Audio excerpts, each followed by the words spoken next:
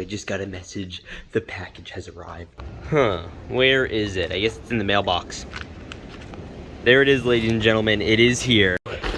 My gosh.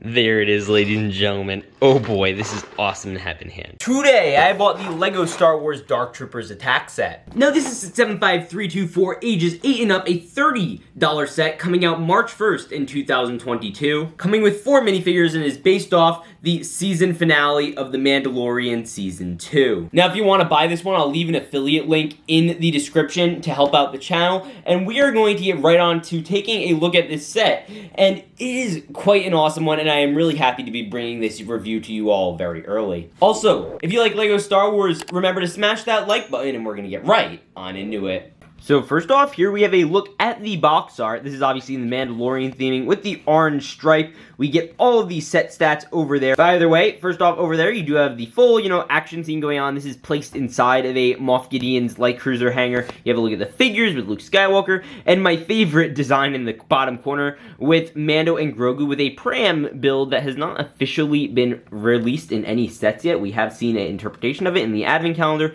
This is the first time we're seeing it just white and tan. You spin around the box art, you get a look at all of the features. You also do get push tabs in this, which I find quite interesting, seeing as in later interpretations of sets like the File First Battle Pack, they were taped. Just an interesting observation. For followers of the channel, you absolutely know I love the side box art where you get all the special look at the set. You have the elevator here, and they nailed that once again. And finally on the top, you have the real life-size minifigure comparison picture. Also, finally, with the boxes, I do want to briefly say that it is the exact same size as the 501st Battle Pack box, which is pretty good. Now, we're going to get into a hyperlapse. If you don't want to sit through the full thing, we'll have time cards down below for you to skip to the next section. But in the meantime, we're going to go right on into building this set.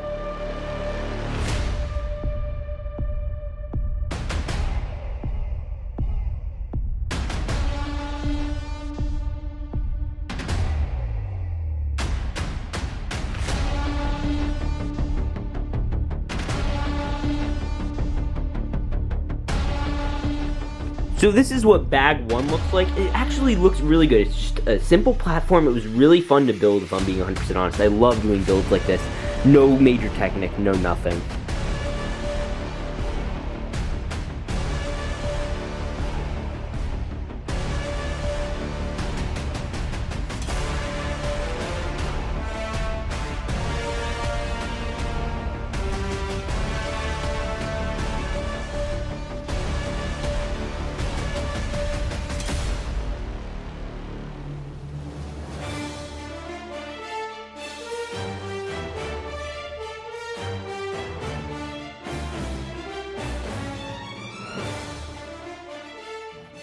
Now, the first minifigure we have here is the only exclusive one in this set, and that is Luke Skywalker in his appearance from The Mandalorian. Quite frankly, looks better without the CGI. Either way, this is actually a decent figure, especially when you take this hood off. I mean, I'm not a huge fan of this new hood mold, on this character specifically, but Luke looks good. Now, he does come with his lightsaber, which is very cool, as well as his full newly exclusive torso print, which looks great. You do see the little clip for the lightsaber. There's no actual lightsaber there, and that looks actually really, really decent. He does come with the mesh cloth cape. He also does come with a regular standard back printing, and again, you'll notice with Luke, he has the 2 different colored hands on him, which is great, and then you can, of course, switch it around. He does come with the slightly happier look, and, he can look like a vampire here or whatever. A great-looking minifigure. Now, here's the main reason you're buying this set, and this is for the Dark Trooper minifigure. They are army builder characters, obviously. You do get 3 of them, which is great. And however, they do make, a appearance in the last 2 episodes of Mando Season 2. I don't know if they're going to show up again. I guess it'll depend on how the next season goes, if we're going to be seeing these guys return, which I hope we do, because we already have this set, and I'm going to want to build a bigger army, hoping Luke didn't destroy them all. But either way, this is great. Obviously, one of my favorite parts about these is the particular, helmet piece. I think they nailed the helmet piece, although I do have an objection with this figure, and I've had this objection for a while since the Moff Gideon Cruiser, which they previously came out. I still feel they should have been somewhat molded. And I guess to drive this point home forward, I do have like K2SO here, who actually is one of my favorite LEGO Star Wars minifigures, solely because of his special mold, and I feel like they could have done something along those lines with the Dark Troopers, as they do have a more dominating presence, and they are droids. Now, as for the way these guys work, you take off the helmets, and they do have a little bit of printing under here, which, you know, I don't know what that's supposed to really resemble. I guess it does capture the eyes just fine. You do also get this armor piece, which was originally exclusive to Wrecker, and you do get all of that special printing, so if you want to have him on the set without him having the armor, you know, for whatever reason, you're trying to cram him in an army and he just doesn't fit, this could work. I just don't think it looks that good necessarily. I mean, it's up to you, I guess. You can turn him around. He does have some nice back printing, and obviously he does come with this little blaster build, which looks really nice, and overall, they are just fantastic figures, although I did wish they were droids. Now we have a look at one of my favorite $30 builds in recent memory, and this is actually a structure. Most things like we'll get like ships or we'll get little builds. Most of the time we'll get things like little builds of walkers or things along those lines. This time we're actually getting a location and a place where you could just stand minifigures, you'd have battles. We haven't gotten stuff like this for a long time, and I'm really happy to see stuff like this. This is some of my favorite type of set. If you bought 4 of these, you could probably make like a full-on hallway, which would probably look pretty cool, but either way, we're going to get started right away with the elevator function. Now here is the arch where the elevator sits and where you can actually put Luke Skywalker, I guess, to enter. And it's really quite simple to put him in. You just kind of push him down and he can stand there like so. He does, however, block a lot of the stickering. In the back, you do get some Imperial hallway style stickers. This is a thing we've seen before in LEGO Star Wars sets.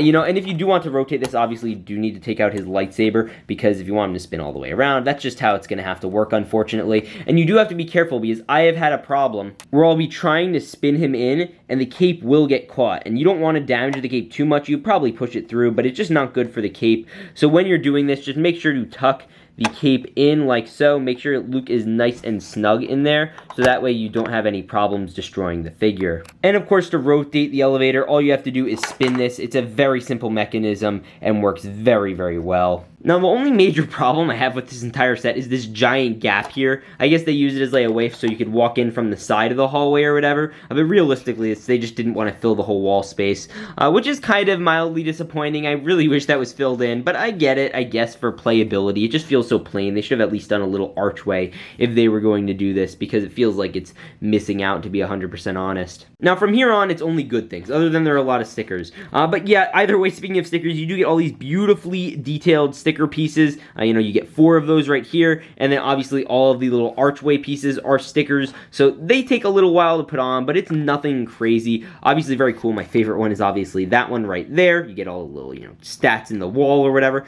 and then you of course get all the floor. Now let's get into some of the cool features on the floor. Now, there is plenty of room for you to stick all of your Dark Troopers. You could probably stick more on, even if you want, in this set. And there's even a little stud here, and we will get to that in a second. But that is just a great little thing they have in here. Now, there is this great feature here where you can spin Luke, and he could either force push, or I guess lightsaber, the Dark Trooper, and then you can simply pull the Dark Trooper back, and you could say force push. The way this is obviously achieved is through this mechanism right here. It's extraordinarily simple, yet effective. And another way to use this is if you want to have the Dark Trooper march forward, then you can do that. Or you could have Luke pull the Dark Trooper towards him, and then he could cut him up. And then, of course, on top of the elevator, you do have the little, you know, indication of when Luke is going to be coming up. The white one is up here, which means Luke has entered. And, you know, that's a pretty neat feature as well. And you also do have some buttons over here and lights just resembling, I guess, parts of the elevator. And if you're wondering, this is what the back of the set looks like. It's very simple, and even if you're wondering even further, this is what the bottom of the set looks like. It gets less impressive as you look beyond what it's really supposed to be used for. Now, for $30, this is a fantastic deal. It's a really, really neat set. You're getting 3 figures. If you want to get a total of like 20, you're going to get at least 7 minimum of this, and that's basically the amount that show up in the show. You'd obviously get as many as you want, but I think 6 to 7 is a perfect number. You don't need too many Dark Troopers, but having enough to have, you know, like a small base plate full is pretty good in my opinion. And you don't have to feel overwhelmed with like the Final First Battle Pack where you just need to buy like 2 bajillion of them and you want to have them all. This one you could feel comfortable having a smaller amount of. And as for a set as a whole, this is a great one. It is super fun. It is super playable. I love the hallway build. The minifigures obviously are really what you're getting this for. The Dark Troopers are epic, but I have to give this set a solid 9 out of 10. The only, again, thing lacking is some of, you know, play features just being a little flimsy, as well as, you know, just not having all of the best detailing all around, so I can't give it a full-on 10. But for $30, this is a great deal. I recommend everyone pick up at minimum 1, if not 2. Just having 6 Dark Troopers is great, especially if you like The Mandalorian. Now, if you want to buy your own of this is going to be available pretty much everywhere when it releases. Lego.com, you're certainly getting VIP points, but with Amazon, you're getting it much quicker. I'll leave my Amazon affiliate in the description for you to all check out and support the channel if you so desire. But with that said, I'll see you all in the next one. Remember to peace out and stay awesome.